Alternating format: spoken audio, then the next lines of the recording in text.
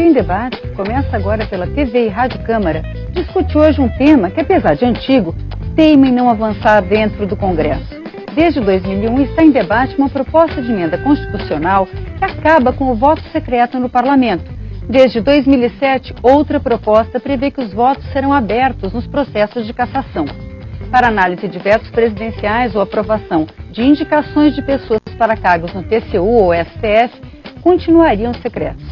Quem defende o voto aberto, e temos até uma frente parlamentar em defesa do voto aberto, acredita que ele trará mais transparência ao processo legislativo.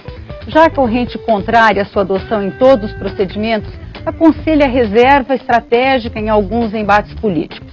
Eu sou Vânia Alves e nós vamos debater esse tema com os deputados Bonifácio de Andrada, do PSDB de Minas Gerais, e Chico Alencar, do PSOL do Rio de Janeiro. E eu gostaria de começar perguntando aos deputados, independente das duas posições sobre a questão do voto aberto, por que nenhuma das duas nunca vai à votação? Sempre os presidentes da Câmara prometem colocar em debate, mas não sai da reunião de líderes um acordo que coloque em votação. Deputado Bonifácio, por que o voto aberto não é colocado em votação? É um tema muito polêmico, né? É um tema muito polêmico. Há muitos grupos favoráveis, outros grupos contra. Há interesse também, de toda espécie, em torno do assunto. E eu acho que isso faz com que o presidente e a mesa da Câmara tenham algumas dificuldades. Agora que o nosso ministro deputado, que o pessoal é líder, de modo que ele participa das reuniões lá e sabe bem do mecanismo interno, por que não é colocado em pauta essa questão. Para mim a questão é muito polêmica, né? Então por isso o presidente tem certas dificuldades. Quais são os interesses que seriam? Quer dizer, por que é polêmico, deputado? Porque tem diversos aspectos, né? Tem uns que defendem o voto, outros são contra, são a favor.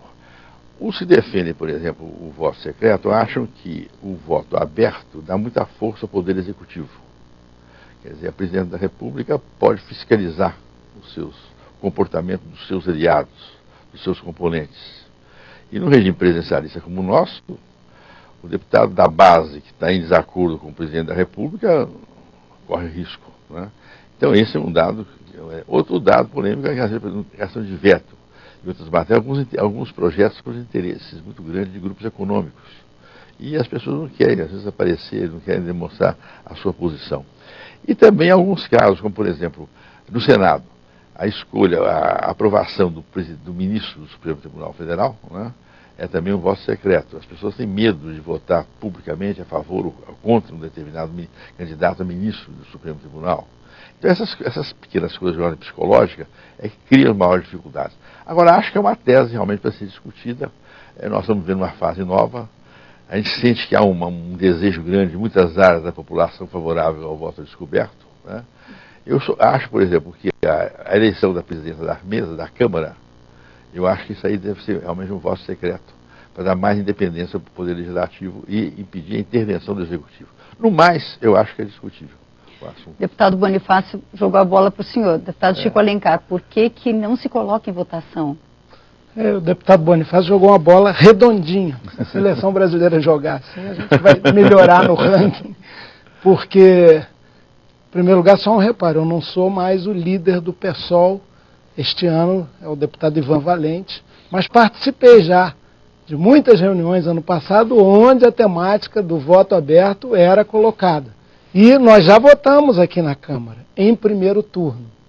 Voto deputado aberto. Ivan Valente, que é o presidente da Frente Parlamentar. Exatamente. Em defesa do voto aberto. Então, o compromisso do pessoal com o voto aberto, em todas as circunstâncias, é radical.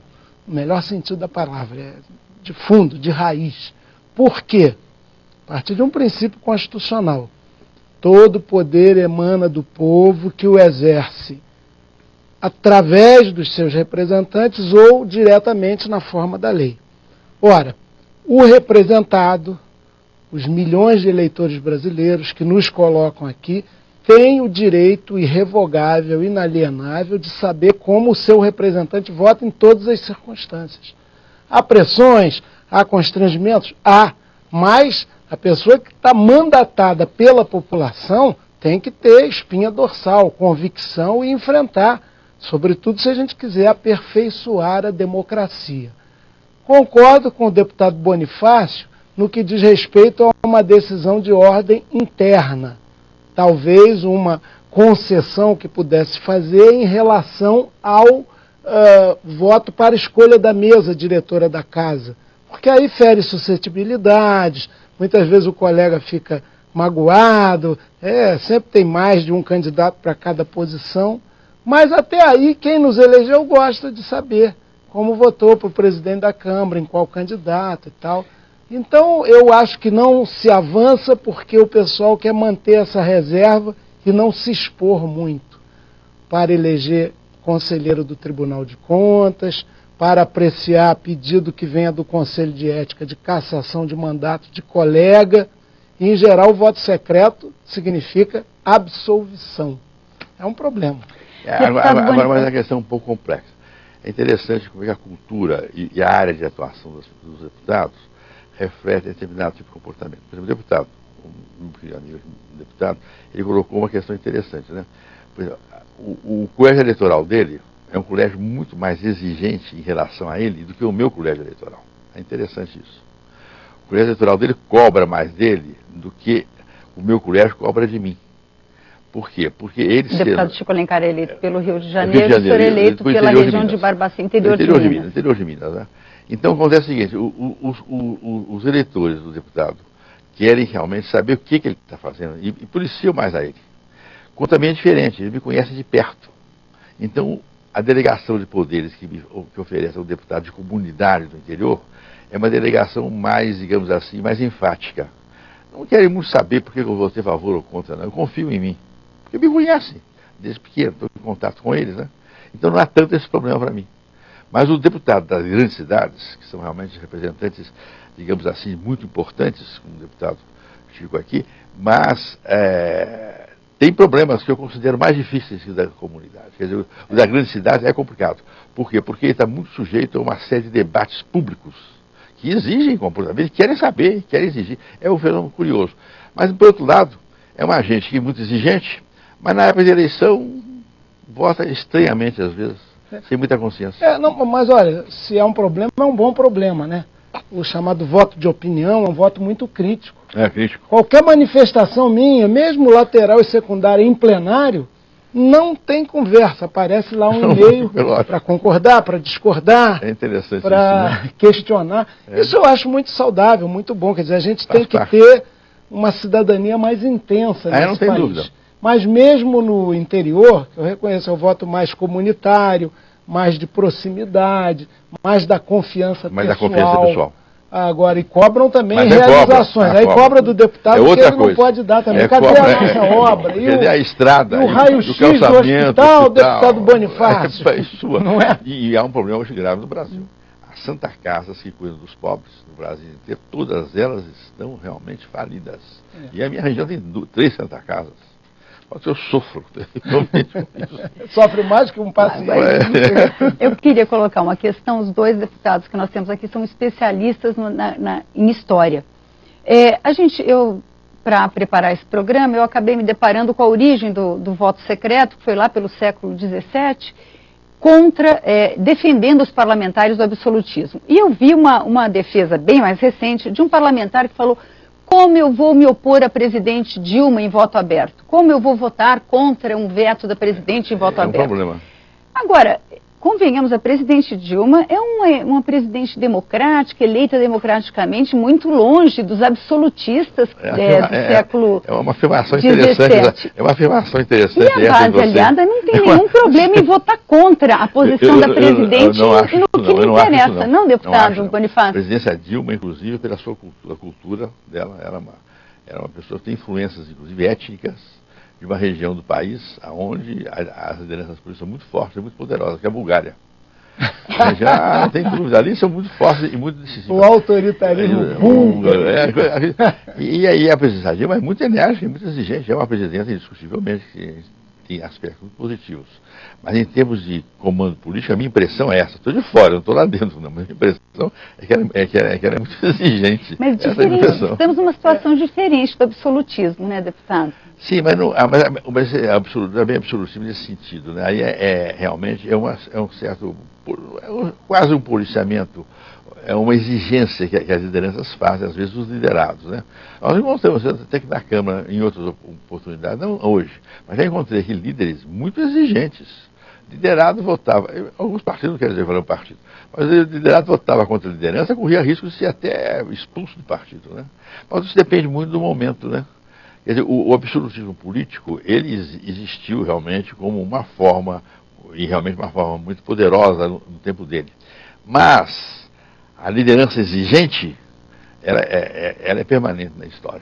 Vânia, já que você pegou esse filão da história aí, que é fascinante, que nos comove, né, o deputado Bonifácio e a mim, a monarquia constitucional é uma transição da monarquia absolutista para os regimes republicanos mais abertos. Nós temos monarquias constitucionais na Europa hoje, né, Espanha, Suécia, Holanda, e claro que ali são monarquias também parlamentaristas.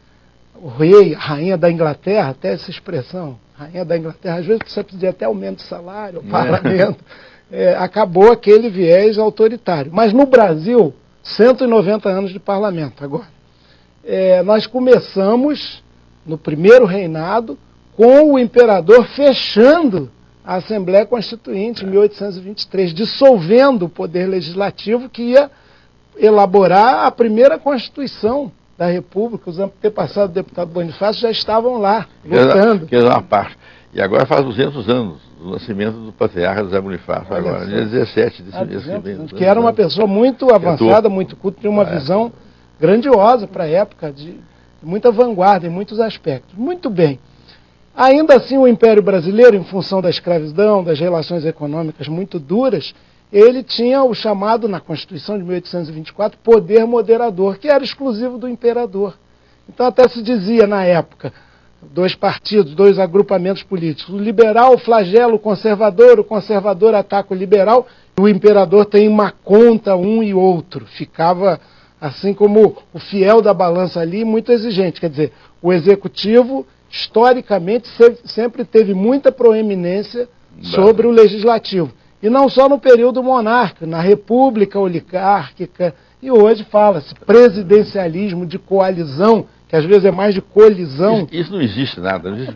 Agora, a gente não pode ter o viés, a tendência, a postura autoritária do governante, não pode estar acima da Constituição, que coloca que os três poderes da República estão aqui na arquitetura maravilhosa de Brasília. O Congresso Nacional está no centro, para recolher, né, as demandas da população, côncavo, convexo, Senado, Câmara, lá atrás, ao lado, mas um pouco mais atrás, o Judiciário e o Executivo. Então a gente tem que afirmar a soberania popular com essa representação absolutamente transparente. O deputado que teme o poder executivo, ele não é digno de exercer o mandato de deputado federal. Mas eu acho a gente vai precisar fazer um pequeno intervalo, a gente volta daqui a pouquinho.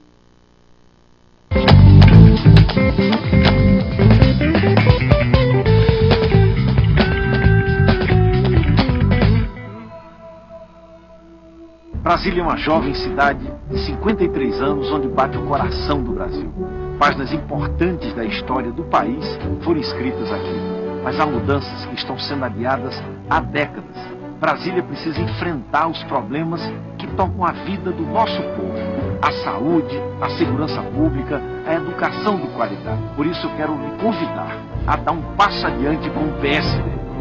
PSB, é possível fazer mais, é possível fazer diferente. O DF é formado por mais de 30 cidades diferentes, mas com algumas coisas em comum.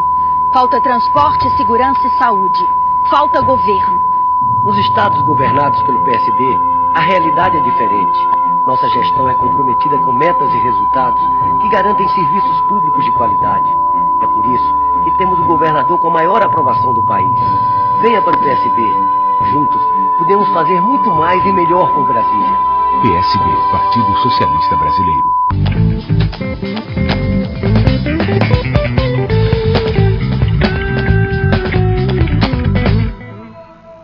Estamos Estamos de volta com o Brasil em Debate, hoje discutindo o voto aberto com os deputados Chico Alencar, do PSOL do Rio de Janeiro, e Bonifácio de Andrada, do PSDB de Minas Gerais. E o deputado Bonifácio de Andrada ia colocar uma questão com relação a essa questão do medo do Executivo. E eu queria que o senhor completasse também, deputado, qual o seu modelo de voto aberto? O que o senhor acha que tem que ser aberto? O que o senhor acha que tem que ser Eu quero fazer umas observações em relação ao meu querido amigo aqui. Eu acho que hoje a atual Constituição, acho que eu fui o constituinte dela, a atual Constituição enfraqueceu muito o Poder Legislativo. Hoje o Poder Judiciário é muito forte, o Poder Executivo é fortíssimo. E nós, o Poder Legislativo, estamos muito enfraquecidos.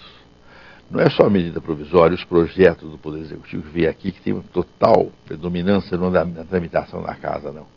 Além disso, o seguinte, antigamente o Poder Legislativo participava, inclusive, da formulação orçamentária e administrativa do Poder Judiciário.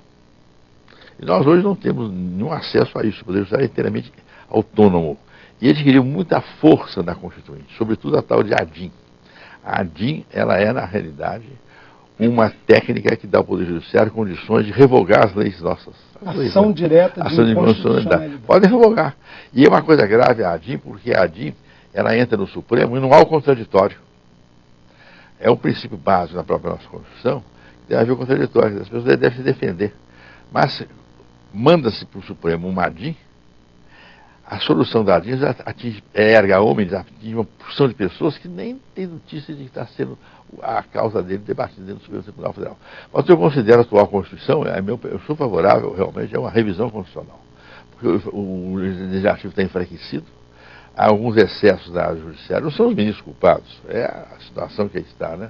E o Executivo é poderosíssimo. O senhor acha que o medo de um voto aberto... Nunca houve no Brasil, dentro da vida constitucional, né? Não estou falando no tempo dos governos militares, mas dentro de um período constitucional, nunca houve um sistema que desse ao Presidente da República tanta força quanto hoje se dá ao Presidente da República. Mas o senhor acha que, por exemplo, agora a indicação do professor José Roberto Barroso, que vai passar pelo Senado, o senhor acha que um voto contrário de um senador poderia criar problemas para esse senador numa questão relativa ao STF? Luiz Roberto. Luiz Roberto. Se ele desse um voto contra ele lá.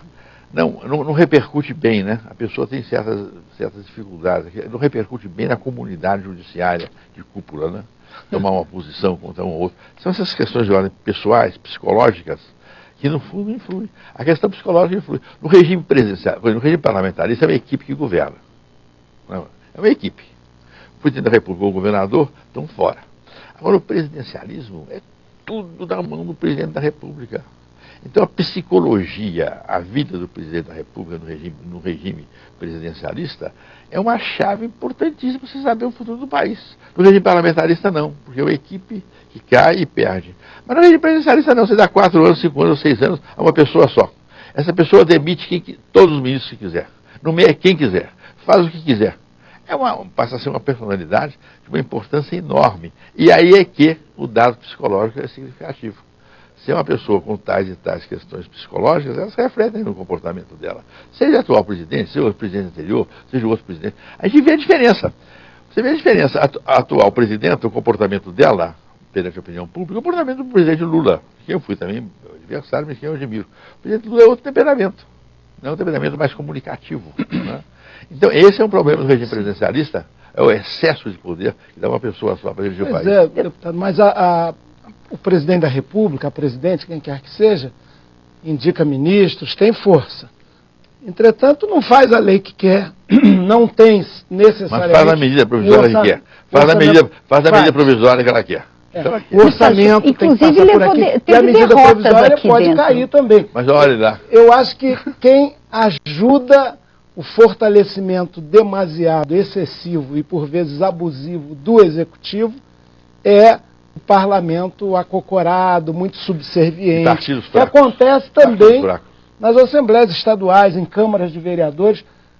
Eleito governante, ele forma a maioria com uma rapidez impressionante. Por quê? No plano municipal, muitas vezes, dá um cargo para algum indicado pelo vereador, e aí vai. Manda asfaltar a rua de fulano de Beltrano. Exatamente. Olha, eu vou asfaltar a sua rua, iluminar, se você então passa para a minha base. Agora... Mas é o regime presidencialista, é o presidencialismo no município, é o presidencialismo no Estado. Agora, deputado Chico Alencar, quando a gente fala em voto secreto, o que mais incomoda a população, sempre que a população se insurge, surge abaixo dos assinados, em defesa do voto aberto, são questões relativas à cassação. É o que a população é mais sensível. Eu lembro que o Ulisses Guimarães falava que política é namoro de homem. Que política é namoro de homem, exatamente. Tem uma gentileza que cerca a convivência diária aqui na política, mesmo nos maiores inimigos. Né? A gente que convive aqui, ao contrário do que as pessoas pensam, vocês não vivem se digladiando aqui.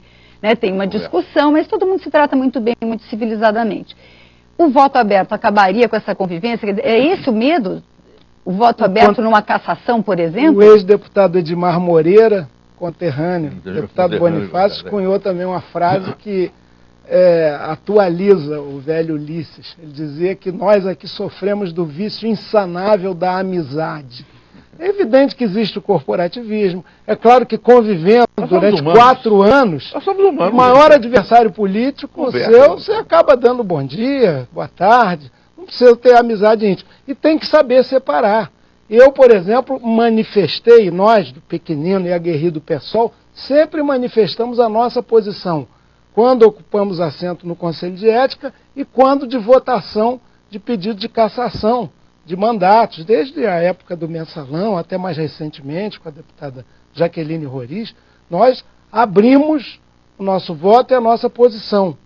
Claro, fere suscetibilidades, as pessoas ficam chateadas, se dizem decepcionadas conosco, mas nós não estamos aqui para manifestar o nosso interesse pessoal, nem as nossas relações afetivas. Nós estamos aqui para representar a população. E há, em geral, uma grande frustração com o corporativismo que tudo absolve.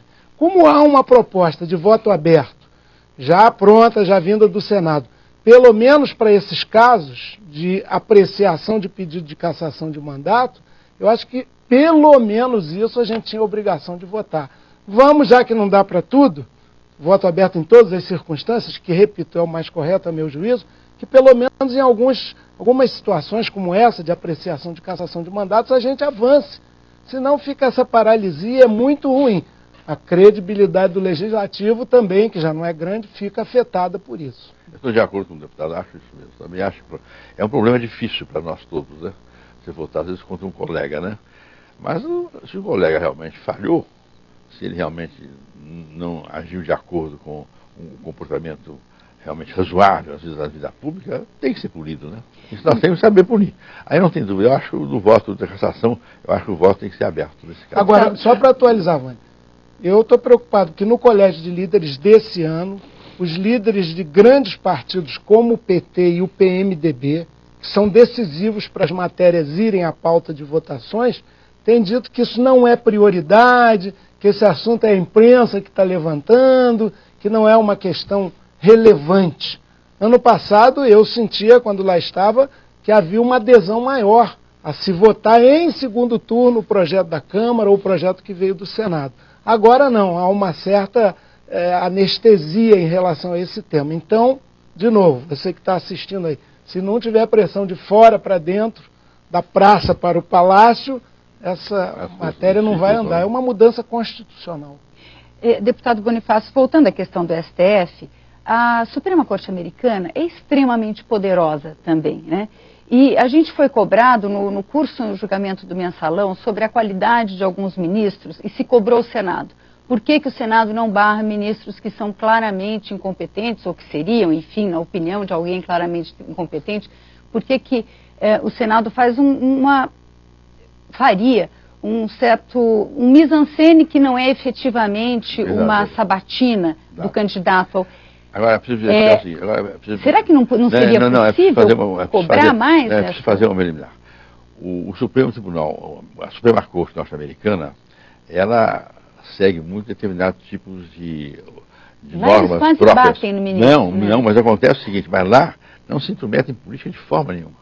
Até um juiz ilustre que passou pela Suprema Corte, há pouco tempo estava vendo, acho que é Frankfurt, uma coisa assim, ele dizia que a Suprema Corte americana não pode entrar no matagal da política, porque senão ela vai perder a sua autoridade.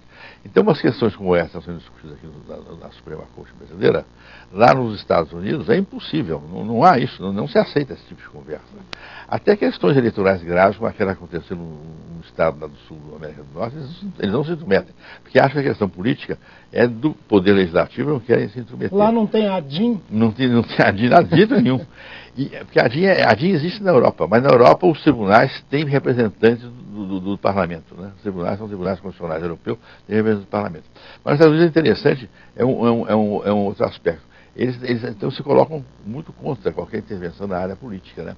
Agora, mas dá mais autonomia para o Congresso cobrar o ministro? Não, há separação de poderes de verdade. Lá nos Estados Unidos há separação de poderes de verdade, né? Na Europa não há, porque o regime parlamentarista já é uma articulação dos poderes. Agora, entre nós aqui, deveria haver uma separação dos poderes, mas há uma tendência, eu sinto isso, não sei, meu amigo que sente, eu sinto que o parlamento está se enfraquecendo demais. E que a interferência no parlamento, tanto do judiciário quanto do executivo, é muito grande, muito grande.